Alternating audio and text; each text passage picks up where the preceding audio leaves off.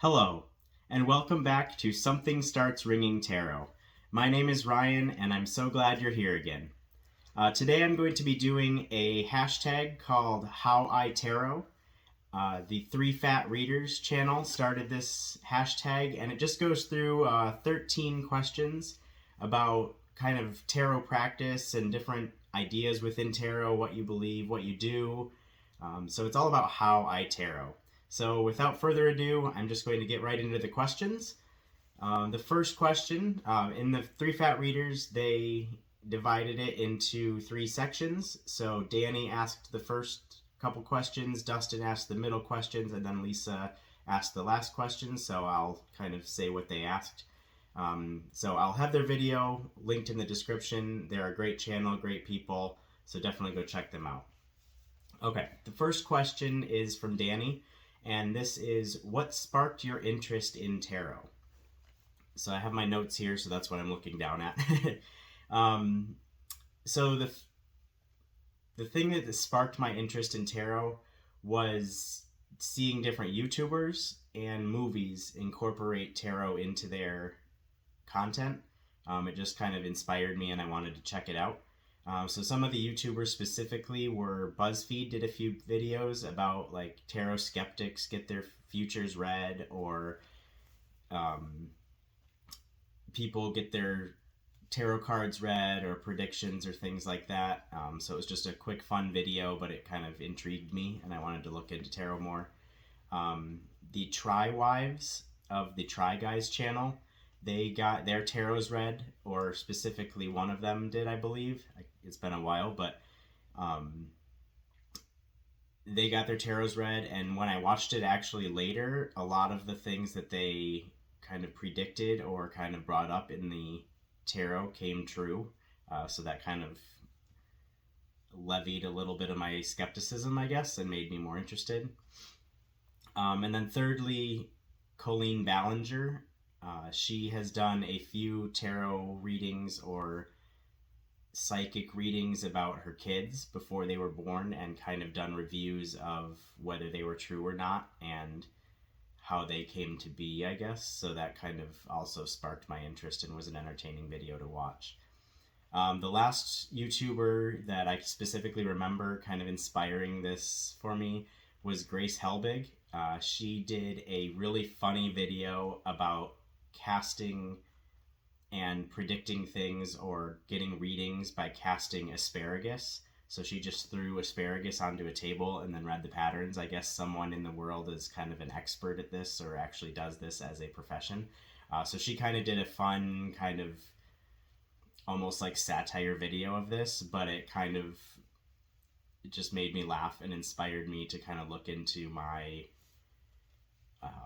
I guess, beliefs about what you can use in a meditative or spiritual way kind of thing. So that was a funny one.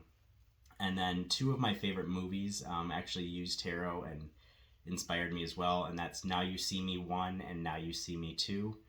These movies are about magicians in general, and doing like big shows and kind of taking on the establishment and things like that. They're both very good movies. I highly recommend them. But they have tarot cards kind of weaved in as a minor part of the story. So like the Fool card comes up in different scenarios. Sometimes it's like a cheeky, like, you're a fool, you just fell for this trick. And other times it's kind of they actually make a point to talk about it in one of them, that the Fool has unlimited potential and is kind of what you make of your next steps in life. So it just kind of goes into tarot actually and talks about it a little bit. So that inspired me. My tarot origins, to kind of go along with this question in sparking your interest in tarot. I started tarot in about April 2020, so it was right after the beginning of the pandemic, and I bought my first tarot deck, I think in April 2020, if I remember right, and this was the Rider tarot deck. It's over here. So that was my first one. I studied it, I learned it, I watched YouTube videos about it, and then because of that, I discovered TarotTube was actually a thing, and there's like people doing this on the internet, which I never knew existed before. So now that kind of inspired me to add myself to that conversation and be part of this channel as well. All right, so that was a long answer for the first question. We'll try to make this go a little faster. The second one is also from Dani. She asked, do you only use tarot in your readings, or do you add other forms of divination? And then what are they? So for me, so far in my tarot readings, I only use tarot cards. I don't have any oracle decks right now, but I'm actually planning to buy a few at the beginning of the year. Right now I told myself I can't buy any more decks for the year, so that's just my rule for myself. But in the next year, I'm planning to buy more and study new things, and oracle is definitely included in that. And then also I want to get into astrology in tarot and kind of add that to my tarot readings, some of the astrological associations and things like that. I find that very interesting, but I only have a very, very limited knowledge of that at the moment. To kind of go along with this question, in some of my readings, I use intentional prayer to God. As I said in a previous video, I am a Christian and I do follow general Christian beliefs. Obviously, that's a big topic, but sometimes in my readings, I'm called to prayer, and I see that as some sort of other form of divination or form of spirituality that I kind of incorporate into my tarot practice when I feel called to. So that goes along with that question of, do you use other forms of divination? I would say prayer kind of falls into that. The third question from Dani is, are you a, quote, psychic, or are you a card reader? So I think they kind of distinguished as like a psychic kind of knows things themselves and kind of can bring those to the front. And a card reader is kind of using the cards to tell you things about life or things like that. So for me, I would say I'm a card reader. I don't use like psychic hits or abilities or see myself as knowing more than just a normal human would, I guess. I use my experience to read the cards, but I wouldn't say that's a psychic ability of any kind. When I do read, and we'll get into more of this later, I do use some intuition. So if something pops up when I see the cards in my mind, I'll use that and kind of say, okay, well, maybe that's important to this reading or the meaning of this combination of cards. But I don't think that's innately psychic in my mind or in my experience. So mostly I would say I'm a card reader.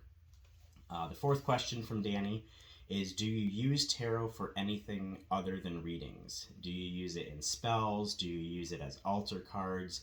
Do you display tarot as art? Do you make gifts out of tarot? Do you use it for anything else other than laying the cards out and reading them?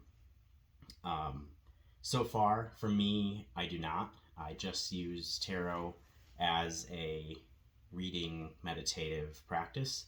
So I don't use it for anything else. I don't actually use altar cards. I may start doing that at the beginning of the year. I kind of like that, and especially if I get into oracle more, I see that as more of a altar card worthy deck, I guess.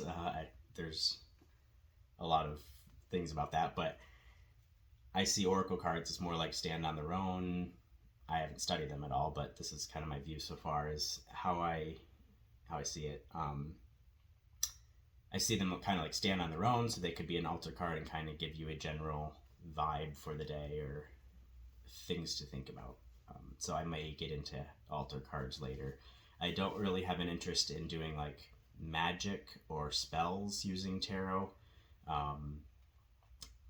I don't have any gifts that I've given as tarot yet. Maybe eventually I will. But the only other thing is that I plan to do, or I'm thinking of doing, is decorating this area specifically above my tarot altar with my favorite tarot cards.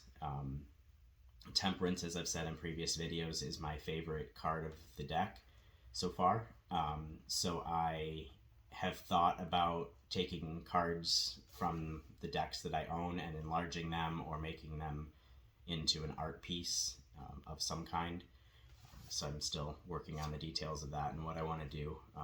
But specifically, This Might Hurt Temperance card is one of my absolute favorites, and I've always kind of wanted to hang it on the wall just because it's, I think, a perfect representation of temperance. So that's definitely in my mind, and something else I would do with tarot other than just flat readings.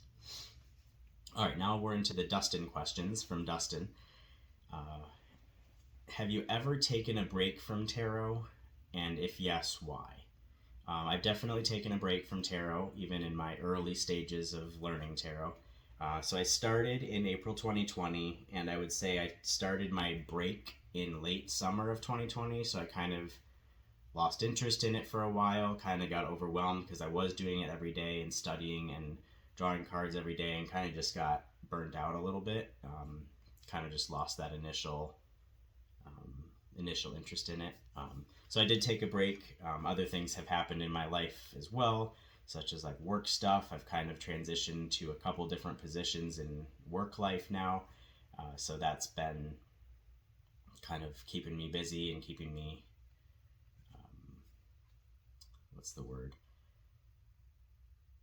keeping my mind on other things than tarot. So between like late summer of 2020 and early 2022, so basically the whole year of 2021, I did not really use tarot much. But just in early 22, I've gotten back into it, and I do it a lot more regularly, and I've started my YouTube channel, so I think it will continue for a while. Obviously, it's okay to take breaks. It's part of life. Different interests change and all that. So yes, I have taken a break, and it was just work stuff, life stuff, lost interest a little bit, but I'm back at it. So next from Dustin is, if you could live in any tarot card from the RWS, which would it be? So I know there's a whole tag about living in specific cards of the tarot, but I didn't want to do that today. So his question is, if you could live in any tarot card, what would it be? So I went through the Rider Tarot deck, the original artwork, and I picked two cards actually. I kind of cheated. I picked one major arcana and one minor arcana. So I'll start with the minor arcana. I chose the Six of Cups. I would really like to live in a world where everyone cares for each other. Maybe it's a simpler world. Maybe it's kind of back into the world that I was living as a child, where I had no worries or like adulting things that I had to take care of in life. I also like this card specifically because it's someone helping someone else or giving their cup energy, water energy to someone else. So it's a very caring, helping your community, making a difference, like showing your love to someone else. So I think that would be a great world to live in. Also in this card, the castle or the house behind them and the whole ground is yellow, which I see as like a stable color in the Rider-Waite artwork. So I think this is a very like stable community, helping out each other, protecting each other, kind of looking back on your childhood, knowing that everyone has a different story kind of world. So I think that'd be interesting to live in. The next card that I would like to live in, the major arcana card I would like to live in, is the Star card. This one is just so full of kind of peaceful energy, hopeful energy. This one specifically gave me like environmentally conscious energy. I know that's a very political topic, but I think we all could do better in protecting our world and the surroundings around us. So this card would be great to live in because this person is clearly kind of one with the earth. They are using the resources from earth to provide for themselves. They are living naked in the world, so they're kind of grounded and earthed and connected to that earthly, watery energy.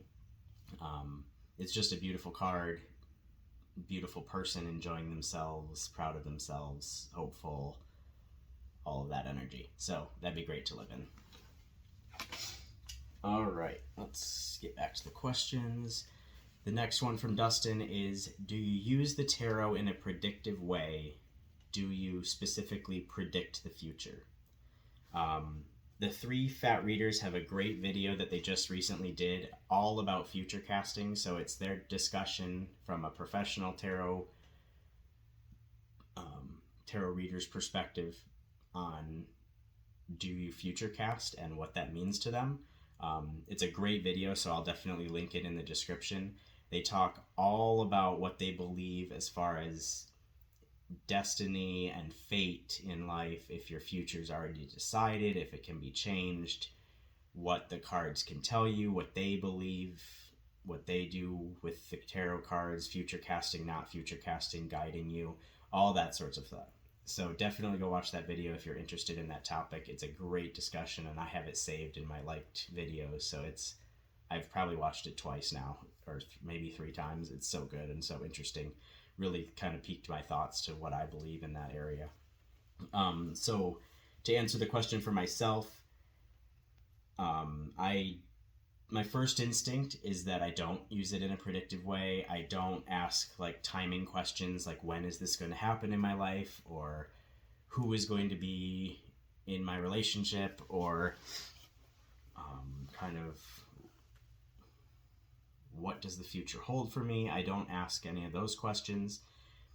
I also don't ask like outcome questions, so I don't think to myself or ask the cards kind of, if I were to do this today, how would the day plan out? Or if I were to do so-and-so, would that change my situation? I don't really ask outcome questions.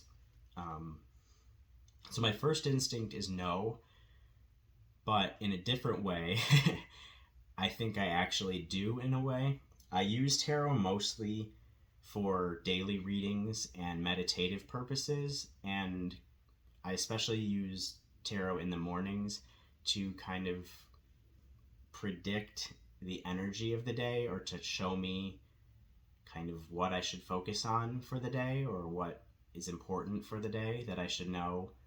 So in that way, the cards are kind of telling me what the future holds for that day, or what I can focus on for the day, but I don't ask it to tell me the answers. I just ask it, what should I be focusing on? And then the day happens as it's going to happen. I rarely let the cards change my plans for the day, or I try not to let them affect my mood for the day. So if I get like the Tower and the Devil and the Death card or something, that's obviously a really dark combination or really tough combination. But if I get cards like that in the morning, I try not to let it like, oh my gosh, this is going to be a terrible day. This is going to be so difficult to deal with, but I'll get through it and whatever. I try not to let the cards have that power over me. But I do think about that message throughout the day of, oh, this may be what it was talking about. It might not be the overall disaster of the Tower, but okay, something went wrong at work and I know how to handle it. So that kind of sounds like a mix of future casting and not future casting, but I would say in general, I do use the cards in a predictive way for daily energies, but not in a timing or outcome of specific events. Dustin's last question is, when it comes to your reading style, are you more intuitive? Are you rote? Are you classic, modern? Are you a mix of all these? So far, I don't have enough experience and study to know honestly what all the differences between these are. So I don't exactly know where I fall in these categories, but my reading style, I do bring in intuitiveness, like I said before. I do look at the cards and see what that brings up in my life or my experience, and use that intuitive hit to take the reading in a certain direction, or the combination of cards may give me a intuitive hit that tells me something else. So I definitely do bring intuition into it, but I also do stick to the traditional meanings of the cards as I've learned them or memorized them. So I do think about, okay, why is this card here? And the meaning of this card is meant to be this, but I also intertwine my intuition into that.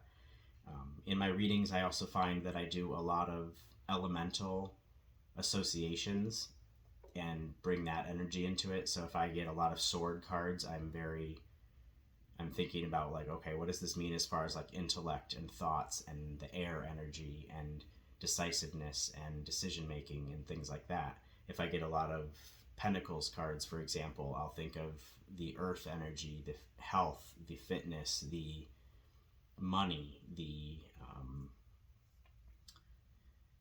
just the earthly energy. So I do bring that into my readings depending on what cards land out.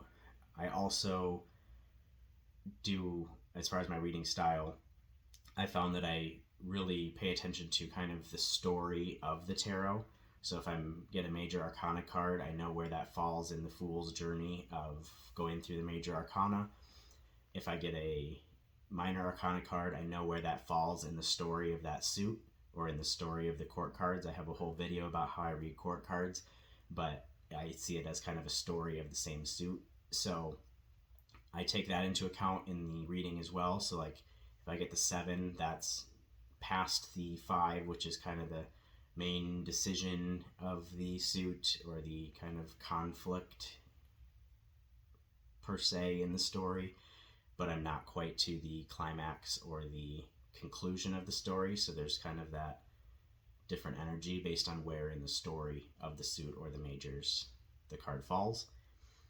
Another thing that I do, and I've heard a couple other people on TarotTube discuss, is in a way, I read the missing cards that are not on the table. So if I have an intuitive hit and I think of, oh, this must mean I have a decision to make or something like that. But then I think, okay, well, I don't have the 2 of Swords here. And that is a very clear, you have a decision to make card. So I think of why that card's not here and kind of try to take that out of my reading of the cards that are there, because I didn't choose that card or the card didn't show up for me. So it must not be that that's the clear message I need to hit. It means I need to look into the meaning of the other cards and see what's actually on the table. So I do that in my readings. I think of if something comes up and it relates directly to another card that I know in the tarot and that's not there, I see that there's a reason for that. So I kind of change my reading based on that. Some of the card combinations obviously can overlap or give you thoughts about other cards or even other decks. But I try to think about just the cards on the table and intentionally think of the missing cards that are not part of the reading. So that's kind of part of my reading style. I also, kind of to go along with the story of the deck, I read the surrounding cards. So if I get the, let's say, I don't know, the 4 of Pentacles, I think about the 3 of Pentacles and the 5 of Pentacles and kind of where that falls in the energy of the suit. So obviously those are missing cards if they're not in the reading, but I think about them and how that specific 4 of Pentacles falls between those energies and isn't those energies, I guess. So that's a long answer, but I bring in intuitiveness. I use the typical meanings. I use elemental versus major arcana influences. I use the story of the deck, and I read missing cards that I come up with during the reading. All right, so on to the next question, number 9. This is into the Lisa questions. So she asks, what are your most consistent tarot habits?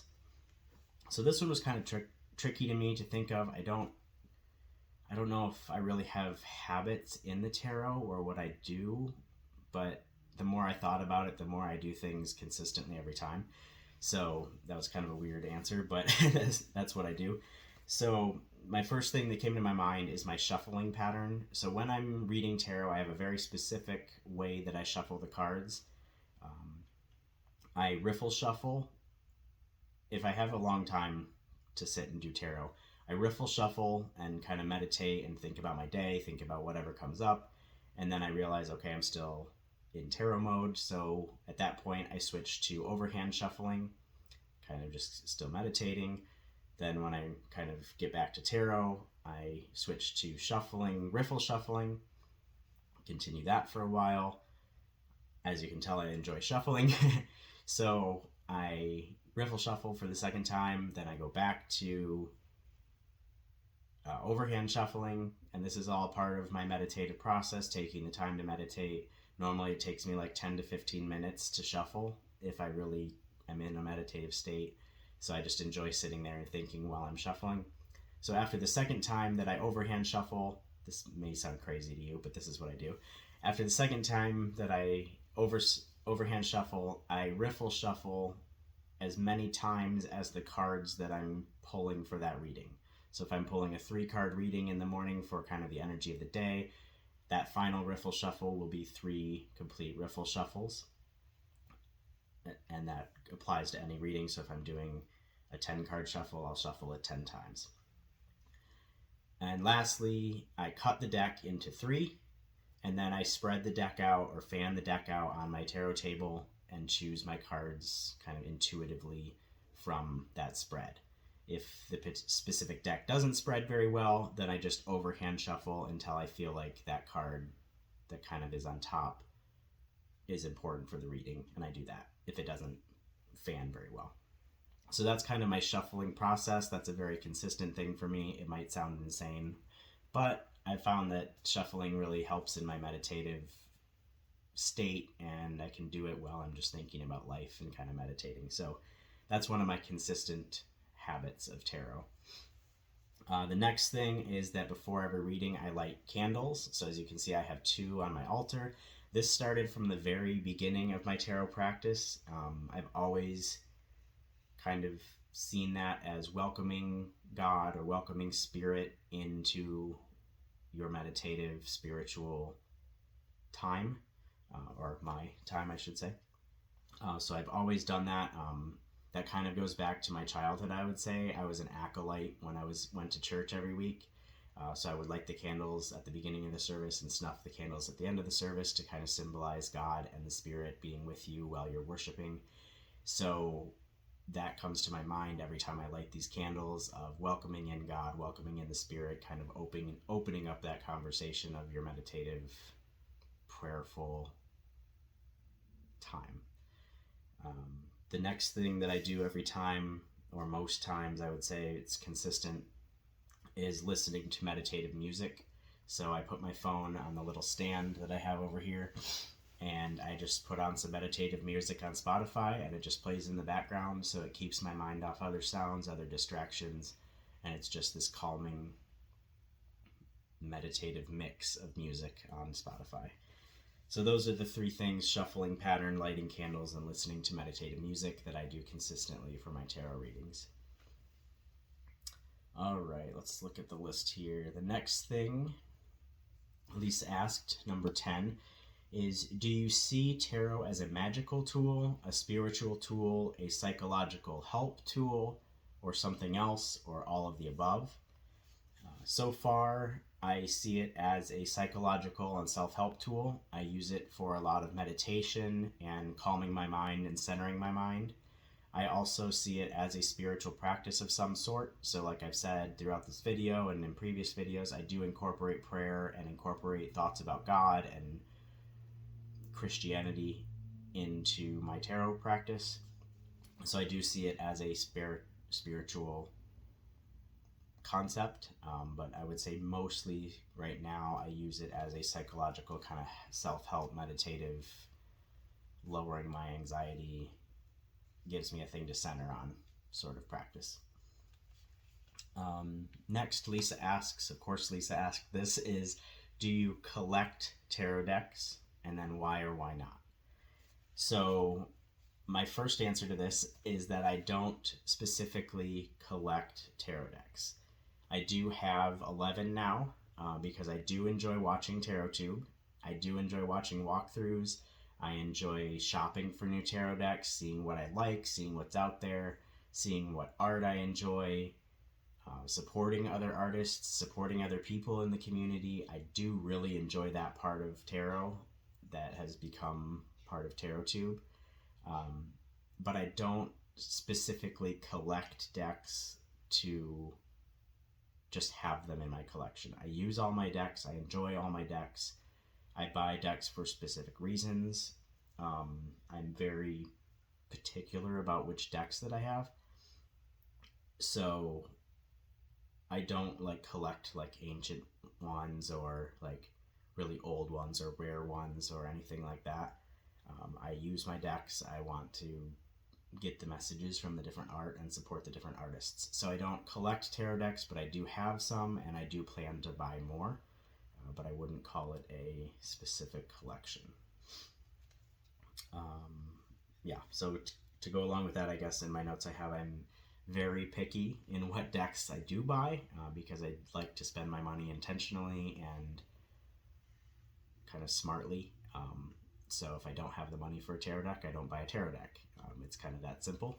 Also, if I don't think I'll use a tarot deck, I don't buy the tarot deck. So there's a whole video or discussion about that, but I'm very intentional and very picky with the ones that do make it into my collection or practice. Okay. Number 12, Lisa asks, do you have an aesthetic when it comes to the type of decks you enjoy, and if so, what is it?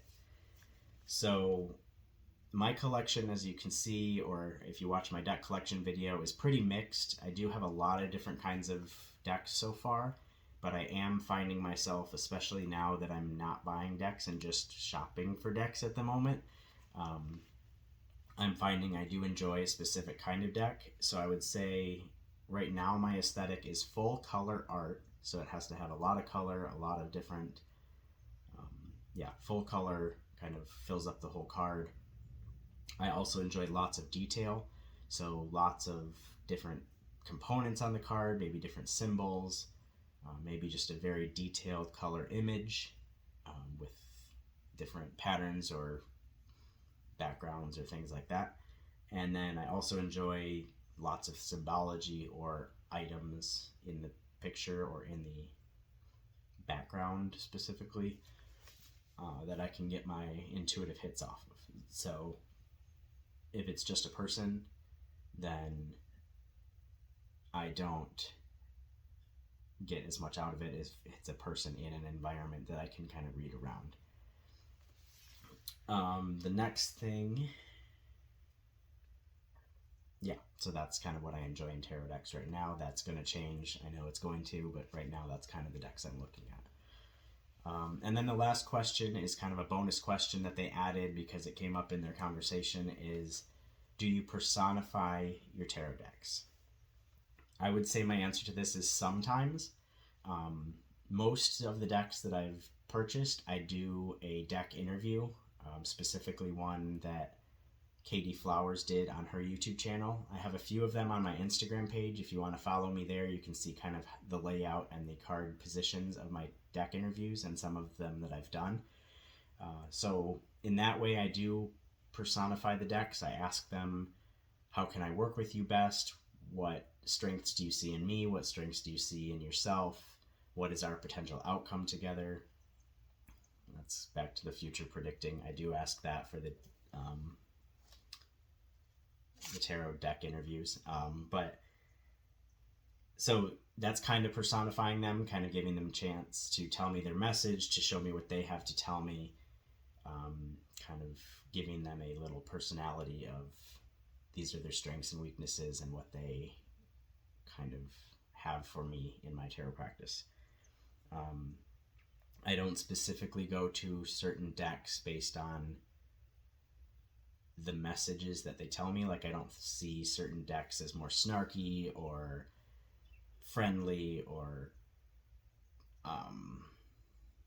like mean or angry or different like personality types or things like that. I just kind of feel the energy that I need for the day, or that I feel like delving into for the day, and I choose that tarot deck. I don't really see one as, I don't really personify them in that way. But one example is that I kind of do personify it, or they have a specific messages, is the Art of Adventure tarot deck. That's this one right here. It's not talked about a lot, but this is a tarot deck that is very unique in my collection, and I don't reach for very often, but every time I do reach for it, it kind of gives me this, like, good to see you again. I don't mind sitting on your shelf. Here's the reading for the day kind of thing. It's a very forgiving that I don't use it very often. It just gives me the message that I need to hear. So in a way, that is one I specifically personify in that way of just kind of, it's satisfied sitting on the shelf until I choose to use it. So that's just an example of that. So that's all the questions for this tag. I hope you enjoyed hashtag HowITarot. I hope you learned a lot about me. I want to watch your responses to this as well, or if you just have comments about specific questions, please leave them down in the comment section. I will also have a link to my Instagram if you want to follow me there. I'm just getting started, just getting more and more content on that channel, but go follow me there if you like this channel. I also appreciate any time you like and subscribe. I think I'm up to 77 followers at this point on YouTube, so that's exciting to me. I appreciate every one of you, and I'm so glad that you enjoy my content and all of that. I will link the 3 Fat Readers channel and the 3 Fat Readers video in the description. Please go watch them. They are great people. They all have their own individual channels as well. They're all very different. They're all very fun. They're great to listen to. So I highly recommend that channel and thank them for the inspiration for this video.